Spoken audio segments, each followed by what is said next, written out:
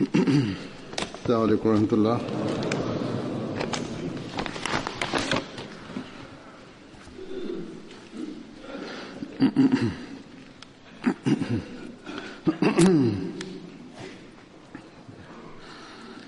أشهد أن لا إله إلا الله وحده لا شريك له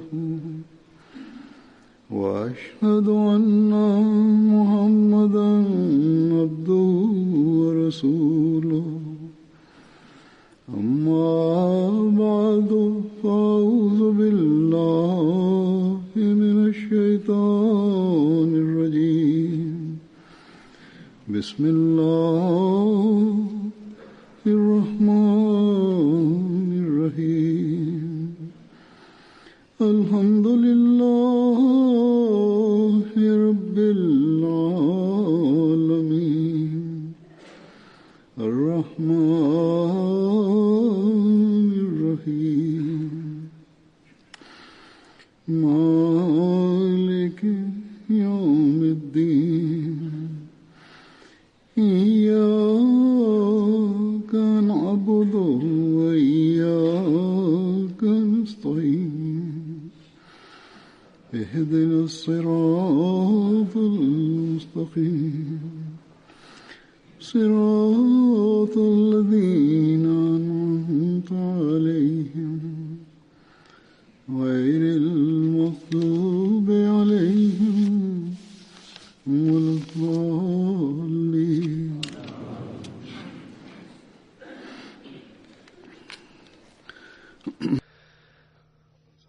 There was a companion of the Holy Prophet, peace be upon him, whose name was Hazrat Khalad bin Rafi Zurqi.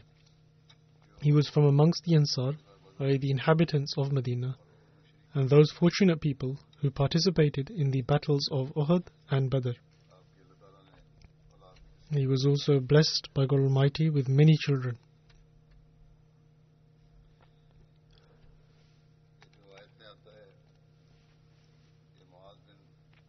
It is mentioned in a narration that Muaz bin Rafa related from his father.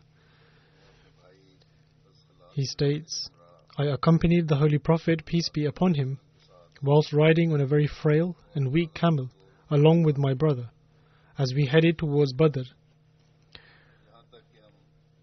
When we reached a place called Barid, which comes after Roha, at that place our camel gave up and sat down. Upon this I prayed, O Allah, we make this vow to you, that if you return us to Medina, we will sacrifice this camel. At that time, the Holy Prophet, peace be upon him, was passing by us and asked as to what the matter was with both of us. And so we narrated the entire incident to him. The Holy Prophet, peace be upon him, then remained with us. He performed ablution and afterwards mixed his saliva with the leftover water. Then, upon his order, we opened the camel's mouth, and he poured some of that water into the camel's mouth, and then some upon its neck, its shoulders, its hump, its back, and its tail.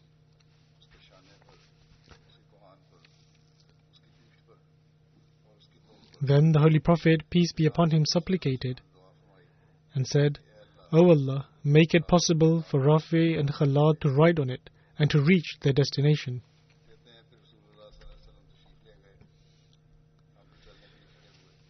He then states that the Holy Prophet, peace be upon him, left, and we also got up to depart. We caught up with the Holy Prophet, peace be upon him, at Mansaf, while our camel was at the forefront of the caravan. When the Holy Prophet, peace be upon him, saw us, he smiled. Due to the prayer of the Holy Prophet, peace be upon him, the camel's weakness had completely vanished.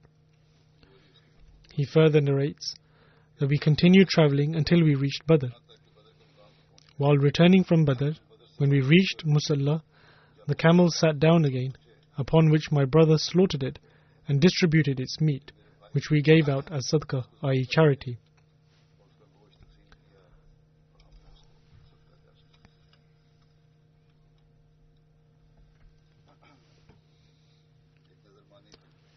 since they had made a vow that once they reach a certain place, they will slaughter it.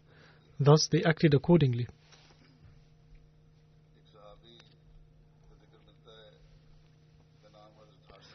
Another companion is mentioned in the literature whose name was Harsa bin Suraka. He passed away in the 2nd Hijri at the occasion of the Battle of Badr.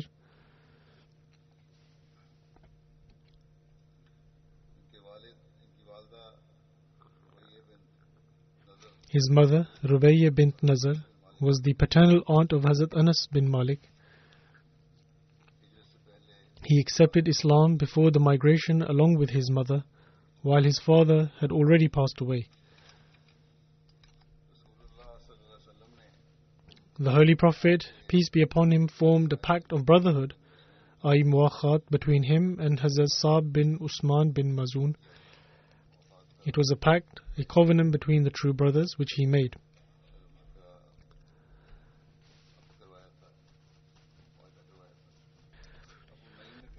Abu Naim relates that Hazrat Harsa bin Suraka used to treat his mother with great kindness. So much so that the Holy Prophet, peace be upon him, said that as I entered paradise, I saw Harsa.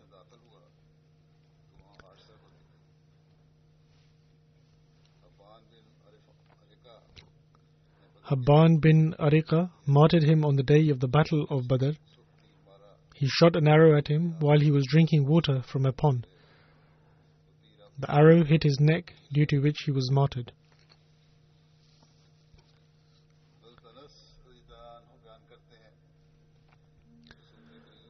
Hazrat Anas radiyallahu ta'ala anhu relates that the Holy Prophet, peace be upon him, was walking when an Ansari young man came before him. The Holy Prophet, peace be upon him, asked him that, O Harsa, in what state did you enter the morning? He replied that I entered the morning while having complete faith in God Almighty.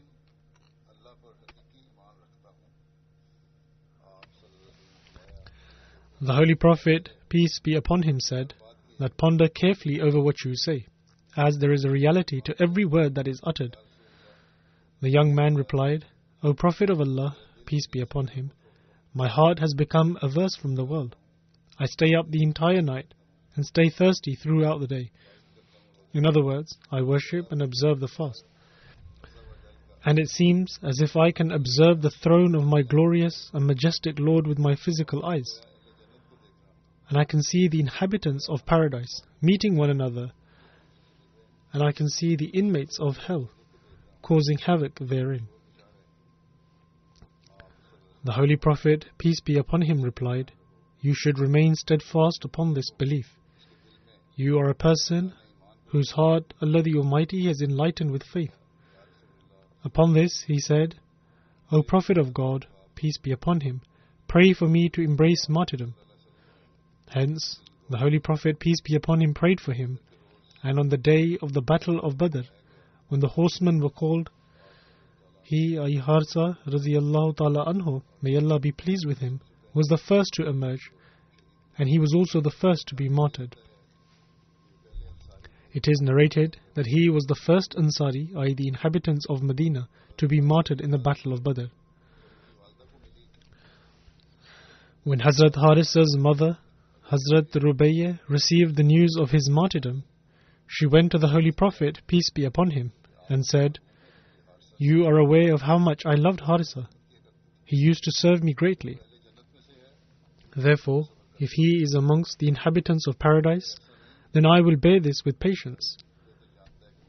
However, if this is not the case, then only God knows better what will happen to me. The Holy Prophet, peace be upon him, replied, O mother of Harisa, there is not just one paradise. Rather, there are several paradises, and Harisa is in the highest paradise. Upon this, she said that then I will most certainly be patient.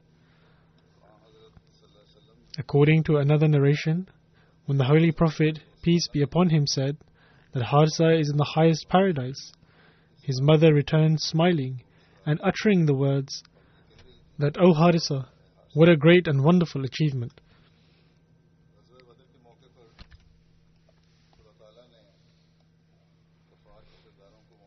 On the occasion of the Battle of Badr, God Almighty humiliated the disbelievers by destroying their chiefs. Furthermore, He granted great honor to the Muslims who participated in the Battle of Badr. Also, in relation to the people of Badr, God Almighty had said that they may do as they please, as paradise has been made incumbent upon them. God Almighty said to the people of Badr that they may do as they please, as paradise has been made incumbent upon them. However, this did not mean that they may do whatever they like, and that despite committing sins, paradise will be incumbent upon them.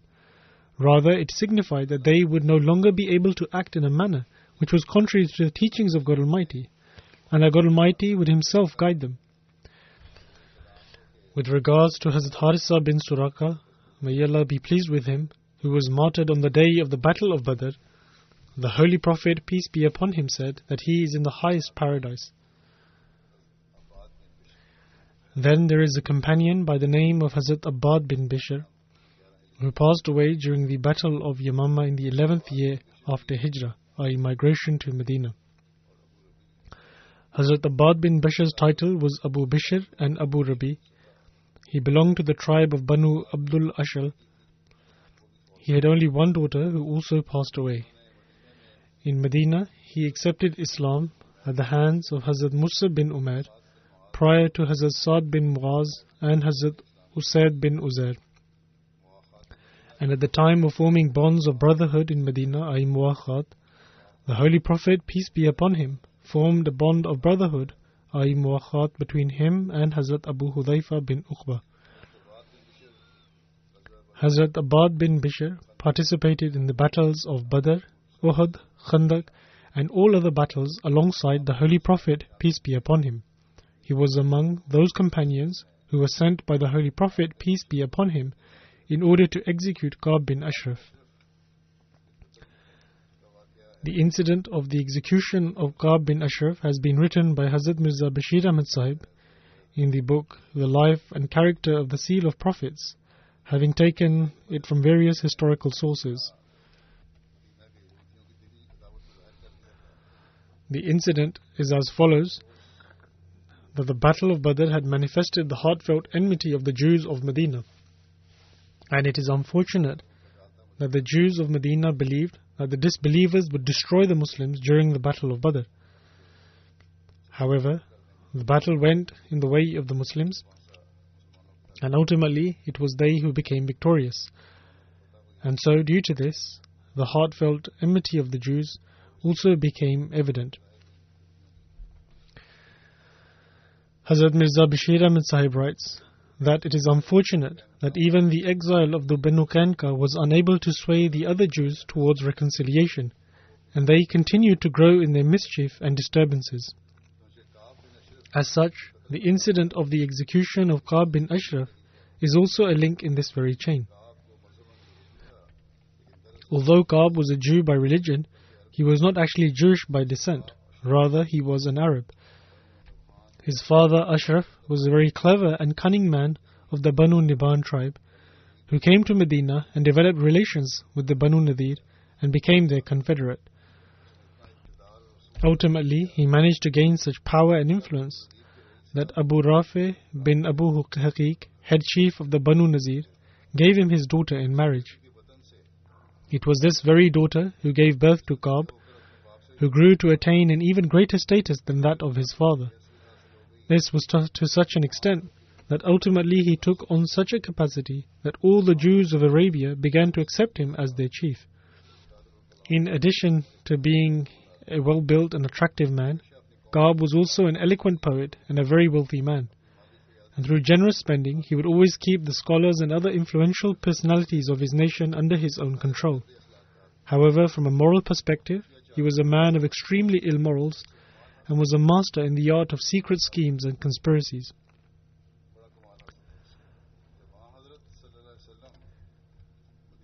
When the Holy Prophet, peace be upon him, migrated to Medina, along with the other Jews, Ka'b bin Ashraf also participated in the treaty which the Holy Prophet, peace be upon him, drafted between the Jews with regards to mutual friendship, peace and security, and collective defense. However, deep within, the fire of malice and enmity began to burn in the heart of Ka'b, and he began to oppose Islam and the founder of Islam through secret schemes and conspiracies. As such, it is recorded that every year Ka'b would give a large sum of charity to Jewish scholars and religious leaders. However, after the migration of the Holy Prophet, peace be upon him, when these people came to collect their yearly allowances, within the course of discussion, he began to mention the Holy Prophet, peace be upon him, and inquired of them as to their opinion of the Holy Prophet, peace be upon him, in light of religious scriptures. They responded by saying that apparently it seemed as if he was the very same Prophet who had been promised to them. Upon this, Ka'b was greatly displeased at this response and sent them away, referring to them as immensely dull, and did not give them their usual charity. When the Jewish scholars lost their bread and butter, after some time they came back to Ka'b and said they had misinterpreted the signs, and that they had contemplated again to discover that in actuality Muhammad, peace be upon him, was not the Prophet who had been promised to them. This response served the purpose of Ka'b, and satisfied with their answer, he reinstated their yearly stipend. In any case, this was merely religious opposition, which, although was expressed in an unpleasant manner, however, could not at all be objectionable, and nor could Ka'b be brought to task merely on this account. This incident is in regards to the execution of Ka'b, and although one can oppose due to one's religion or faith, however, Hazrat Mirza Bashir Ahmad Sahib states that mere opposition was not the reason for his execution. He writes, in fact, after this, the opposition of Ka'b took on a more dangerous form, and ultimately, after the Battle of Badr, he began to employ such conduct as was extremely mischievous and seditious, and created very dangerous circumstances for the Muslims. In actuality, prior to the Battle of Badr, Ka'b thought that this religious zeal was a temporary one, and gradually all of these people would disperse on their own and revert to their ancestral religion. However, on the occasion of the Battle of Badr, when the Muslims were granted an extraordinary victory, and most of the chieftains of the Quraysh were slain, he understood that this new religion would not die out by itself. Hence, after the Battle of Badr, he resolved to exert his best efforts to abolish and utterly destroy Islam. The first expression of his heartfelt rancor and jealousy was at the occasion when news of the victory of the Battle of Badr reached Medina. Upon hearing this news at the outset, Ka'b said that this news seemed to be false, because it was impossible for Muhammad, peace be upon him, to triumph over such a large army of the Quraysh, and for such renowned chieftains of Mecca to be mixed to dust. If this news was true, then death was better than such a life.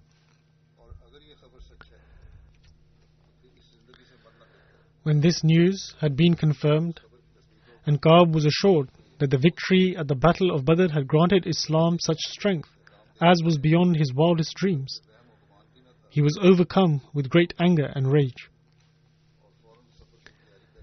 He then immediately prepared for a journey and took to Mecca, and upon reaching there, by the power of his persuasive speech and poetic tongue, he inflamed the fire that was kindling in the hearts of the Quraysh. He created an unquenchable thirst in their hearts for Muslim blood, and filled their hearts with sentiments of revenge and enmity. Then, when their emotions had become immensely sparked as a result of his incitement, Ka'b took them to the courtyard of the Kaaba, and handing them the drapes of the Kaaba, had them swear that they would not rest until Islam and the founder of Islam had been wiped out from the face of the earth. He took this oath from the disbelievers of Mecca, and after creating this fiery atmosphere in Mecca, this evil person turned to the other tribes of Arabia, and travelling from tribe to tribe, he incited people against the Muslims.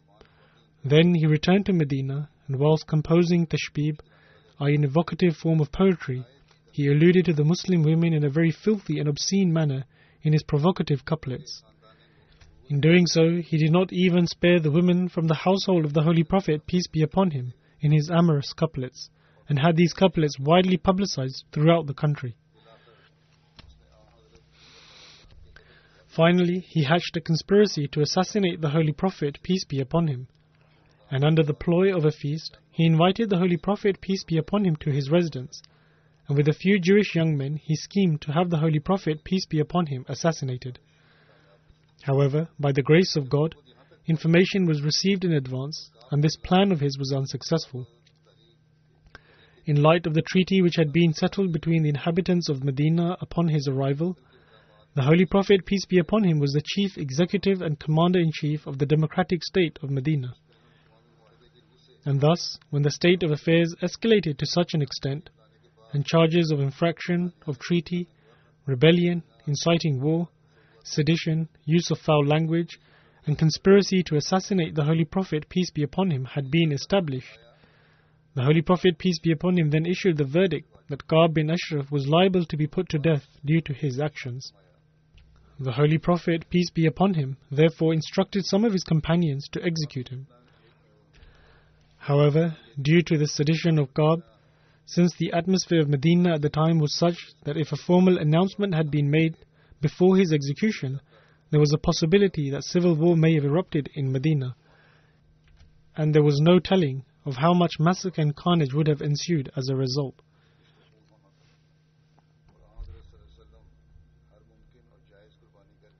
And the Holy Prophet, peace be upon him, was willing to offer any possible and reasonable sacrifice in order to prevent international violence and bloodshed. Thus, he instructed that Ka'b should not be executed publicly. Rather, a few people should quietly find an opportunity and put an end to him. The Holy Prophet, peace be upon him, assigned this duty to a faithful companion named Muhammad bin Maslama, and emphasized that whatever strategy was devised should be executed with the counsel of Sa'd bin Mu'adh, who was the chief of the Aus tribe. Muhammad bin Maslama submitted, O Messenger of Allah, in order to kill him silently, we shall be required to say something, which meant that some excuse etc. would be required, by which Ka'b could be lured out of his residence and executed in a secure location.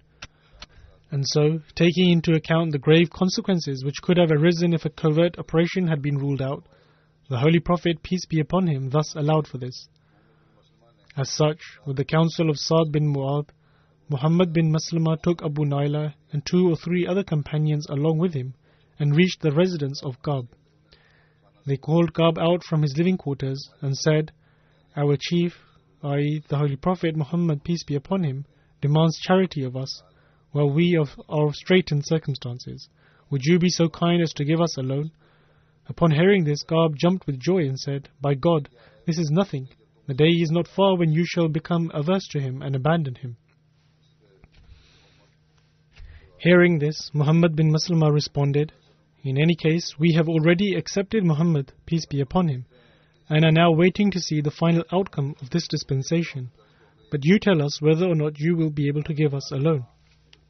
Ka'b said, Of course, but you will be required to deposit some collateral. Muhammad bin Maslama inquired, What do you require? This wretched person responded, Leave your women as collateral. Suppressing his anger, Muhammad bin Maslama said, How is it possible for us to leave our women as collateral to a man like yourself? And so he responded, that okay, then your sons shall do. Again, Muhammad bin Maslama responded, This is not possible either. We cannot bear the reproach of the whole of Arabia. Albeit, if you are generous enough, we are willing to leave our arms with you as collateral. And so Ka'b agreed, and Muhammad bin Maslama and his companions left with the promise to return at night. At nightfall, this party arrived at the residence of Ka'b with their weapons, as now they were able to openly take their arms along with them.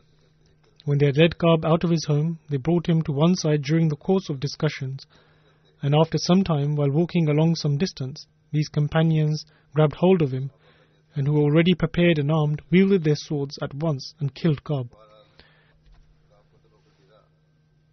Muhammad bin Maslama and his companions departed from there, and quickly presented themselves to the Holy Prophet, peace be upon him, and conveyed to him the news of his execution. When the news of the execution of Ka'b became known, a tremor rippled through the city, and the Jewish people were deeply enraged. The following day in the morning, a delegation of the Jews presented themselves before the Holy Prophet, peace be upon him, and complained that their leader Ka'b bin Ashraf had been murdered in such and such way. The Holy Prophet, peace be upon him, listened to their comments and said, "Are you also aware of the crimes which Ka'b is guilty of?" Then the Holy Prophet, peace be upon him, briefly reminded them of all the evil schemes which Ka'b was guilty of, i.e., infraction of treaty, inciting war, sedition, use of foul language, and conspiracy of assassination, etc. Upon this, the people became fearful and did not say a word. After this, the Holy Prophet, peace be upon him, said, "At least from here onwards, you would do well to live in peace and harmony, and not sow the seed of enmity, violence, and disorder." As such, with the agreement of the Jews, a new treaty was drafted, and the Jews promised once again to live with the Muslims in peace and harmony, and to abstain from a course of violence and disorder.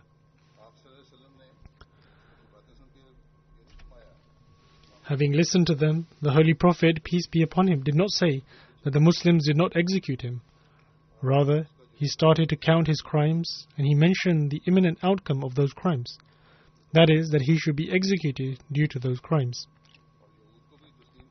Furthermore, even the Jews had to admit that the Holy Prophet, peace be upon him, was in the right. And this is the reason that a new treaty was made, so that such incidents would not be repeated in the future, and so that a peaceful environment and atmosphere would be established for the future.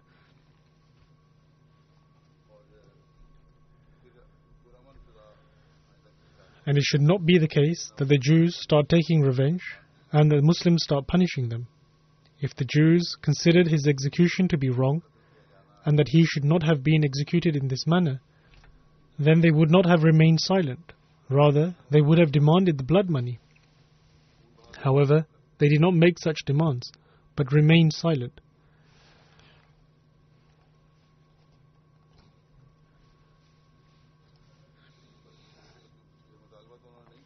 Hence, all of these aspects indicate that this execution was justified according to the laws of that time. The disorder he was spreading was even severer than murder, and this indeed was the punishment for such a criminal. Furthermore, as I mentioned, that according to the traditions and the customs of that time, when he was punished, it was permissible to punish him in this manner.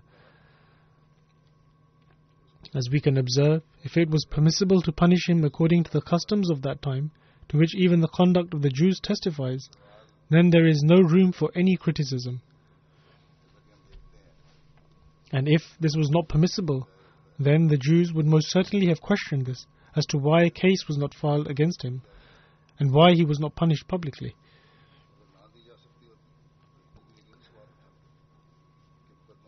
Thus, this fact proves that his execution was absolutely justified, and he was deserving of this punishment due to his crimes.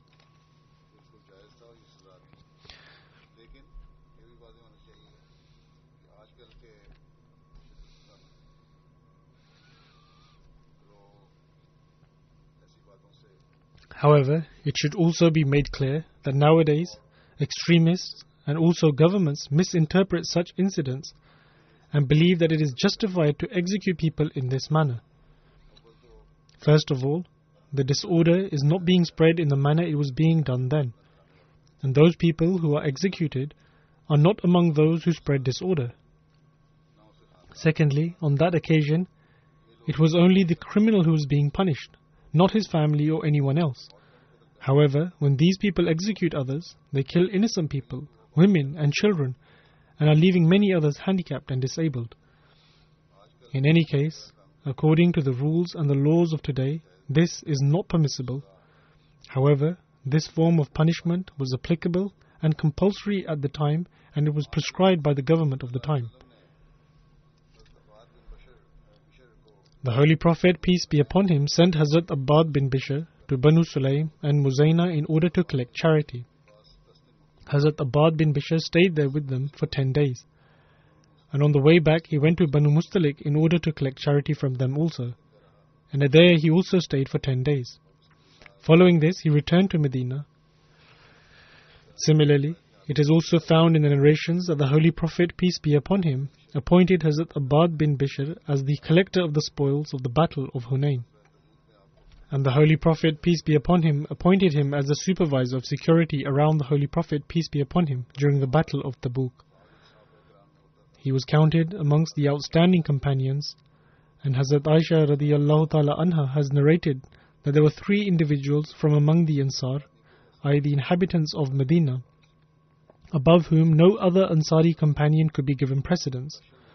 All of them belong to the tribe of Banu Abdul Ashal, and they are Hazrat Sa'd bin Muaz, Hazrat Usaid bin Uzair, and Hazrat Abbad bin Bishr.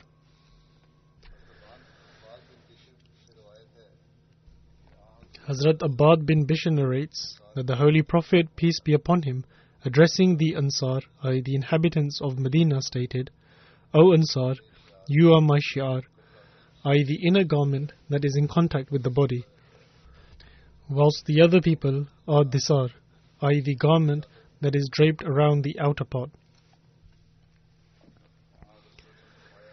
The Holy Prophet, peace be upon him, stated, I am satisfied that I will not incur any hardship from you.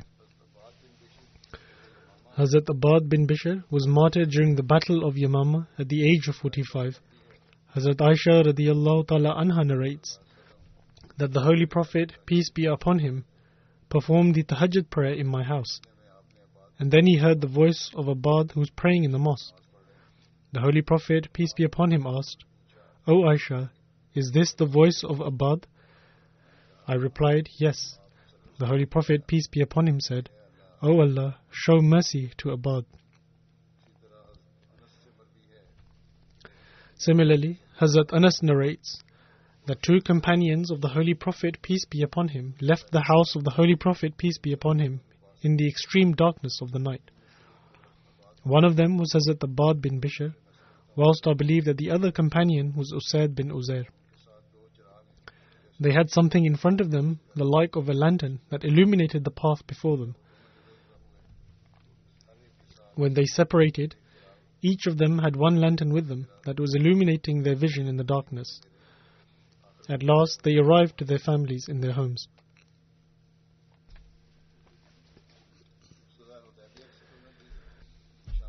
He was also amongst the companions who travelled at the time of the Sulh Hudaybiyah, and Hazrat Mirza Bashir Ahmad Sahib has written the details of this account. He writes that the Holy Prophet, peace be upon him, departed from Medina on a Monday morning in the beginning of Dhul Qa'dah, 6th Hijri, with a group of just over 1,400 companions. During this journey, Hazrat Salma radiyallahu ta'ala anha, the honourable wife of the Holy Prophet, peace be upon him, rode alongside the Holy Prophet, peace be upon him. And Numayla bin Abdullah was appointed the Amir of Medina, and Abdullah bin Maktoum, who was a blind man, was appointed Imam Salat. When the Holy Prophet, peace be upon him, reached Dhul Hulayfa, which is situated approximately 6 miles from Medina en route to Mecca, he ordered everyone to stop. After offering the Zuhr prayer, the Holy Prophet, peace be upon him, instructed that the sacrificial camels, which equal 70 in number, be marked, and that the companions assume the special attire of the pilgrims known as ihram. The Holy Prophet, peace be upon him, also assumed the ihram himself as well. Then, in order to ensure that the Quraysh were not up to any kind of mischief, the Holy Prophet, peace be upon him, sent ahead a messenger named Busr bin Sufyan from the Khuzar tribe who lived near Mecca, and slowly proceeded towards Mecca. Moreover, as further caution, the Holy Prophet, peace be upon him, appointed a cavalry of 20 riders under the command of Abbad bin Bishr to travel ahead of the larger body of Muslims.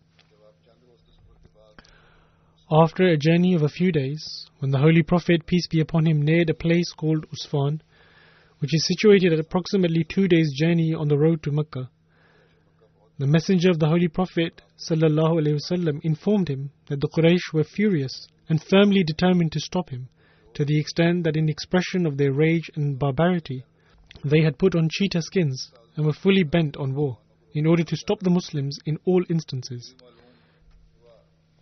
It was also ascertained that the Quraysh had sent forth a cavalry unit of a few daring riders under the command of Khalid bin Walid, who had not yet become a Muslim.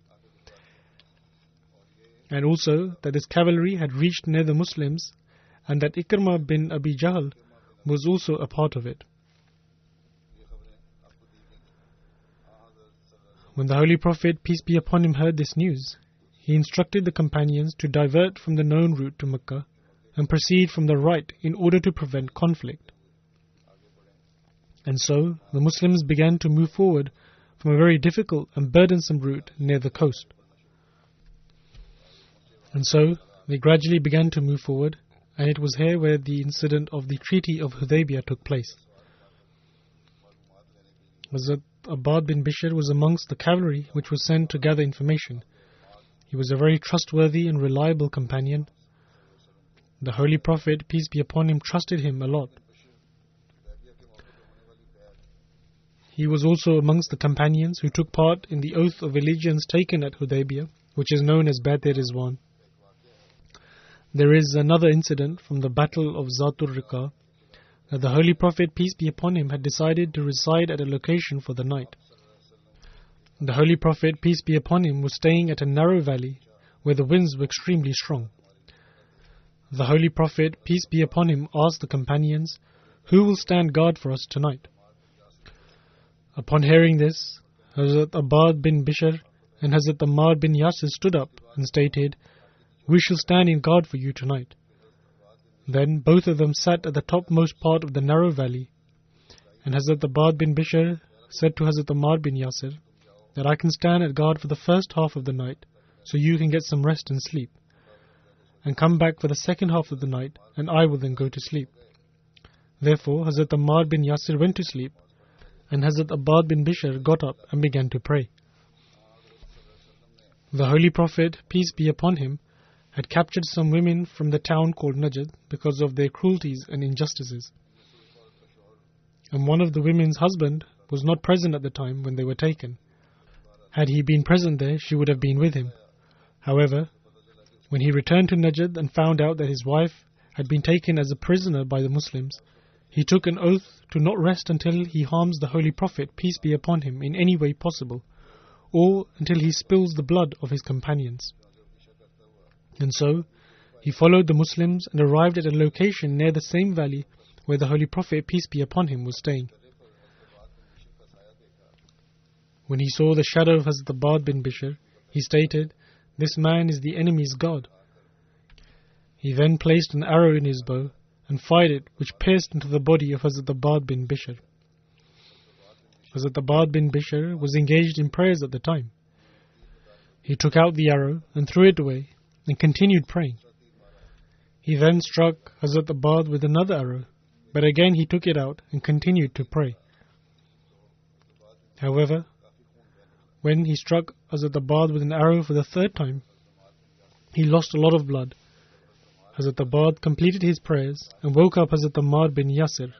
When Hazrat Ammar bin Yasir saw Hazrat Abbad's condition, he inquired, "Why did you not wake me up before?" Hazrat Abbad responded by saying, "I was reciting Surah Kahf during Salat, and I did not feel like cutting it short." Such were the standards of worship of these people.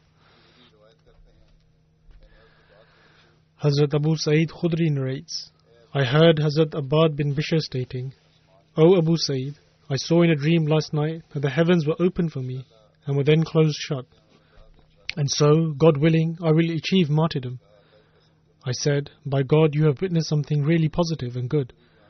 Abu Sa'id Khudri states, "At the time of the Battle of Yamama, I saw Hazrat Abbad bin Bishr calling upon the Ansar and saying, 'Break the sheaths of your swords and separate yourself from others.' He then selected 400 people from amongst the Ansar who did not have anyone in front of them, and they were led by Hazrat Abbad bin Bishr, Hazrat Abu Dujana, and Hazrat Bara bin Malik. They all reached Babul Hadika and fought in an intense battle, and Hazrat Abbad bin Bishr was martyred. He then says that I saw countless marks on his face that were inflicted by the swords, and was only able to recognize him by certain indications on his body.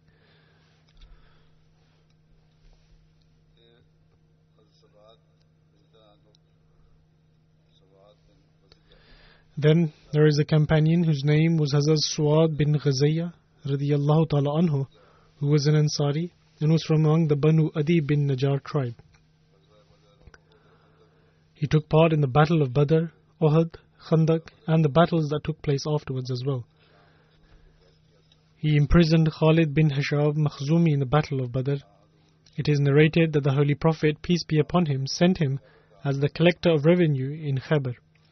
He returned with excellent dates, and the Holy Prophet, peace be upon him, purchased 3 kilograms of dates from him in return for 3.5 kilograms of normal dates.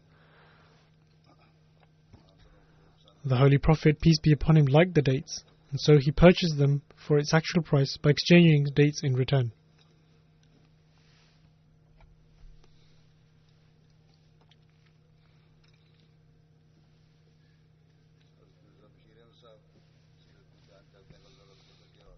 Hazrat Mirza Bashir Ahmed Sahib writes in his book in relation to the Battle of Badr and Hazrat Suwad's blessed fortune and love for the Holy Prophet, peace be upon him. He writes, "It was Friday the 17th of Ramadan, 2nd Hijri, or the 14th of March, 623 AD, according to the Christian calendar system. In the morning, the prayer was offered, and then those worshippers of divine unity fell into prostration before the one God in an open field. After this, the Holy Prophet, peace be upon him, delivered an address on jihad. When light began to appear, the Holy Prophet, peace be upon him, began to arrange the Muslim ranks with the indication of an arrow. A companion by the name of Sawad was standing somewhat ahead of his row. The Holy Prophet, peace be upon him, used his arrow to indicate that he should move back in line. It so happened, however, that the wooden part of the arrow belonging to the Holy Prophet, peace be upon him, touched his chest. And so, upon this, he boldly protested that, O Messenger of Allah, peace be upon him, God has sent you with the truth and justice, but you have unjustly poked me with your arrow. By God, I insist upon retribution." The companions were shocked as to what had gotten into Suad.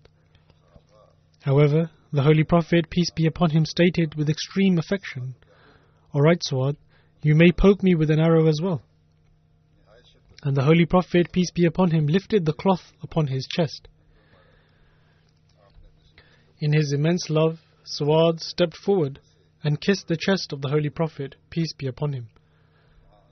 The Holy Prophet smiled and inquired, "Why did you devise this plan?"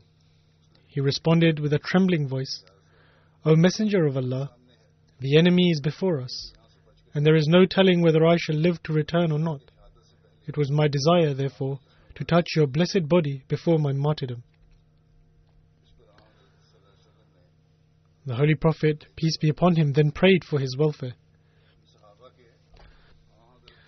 Thus, these companions had wonderful ways of expressing their love and affection for the Holy Prophet, peace be upon him. A similar incident of Hazrat Ukasha has been related, but that took place much later, in the latter part of his life. However, this took place much earlier. They would constantly be trying to find an opportunity to not only express their love for the Holy Prophet, peace be upon him, but also ways to benefit from his nearness.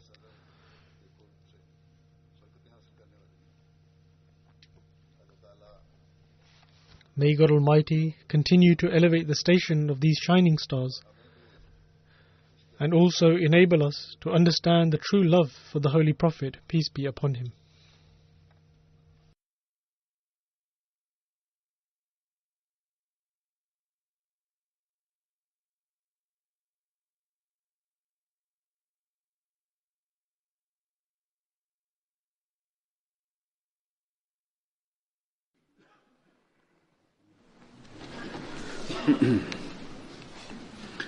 Alhamdulillah, nahmaduhu wa nasta'inuhu wa nastaghfiruh wa nu'minu bihi wa natawakkalu alayhi wa na'udhu billahi min shururi anfusina wa min sayyiati a'malina. من يهده الله فلا مضل له ومن يضلل فلا هادي له ونشهد أن لا إله إلا الله ونشهد أن محمدا عبده ورسوله عباد الله رحمكم الله إن الله يأمر بالعدل والإحسان وإيتاء ذي القربى وينهى عن الفحشاء والمنكر والبغي يعظكم لعلكم تذكرون اذكروا الله يذكركم وادعوه يستجب لكم ولذكر الله أكبر.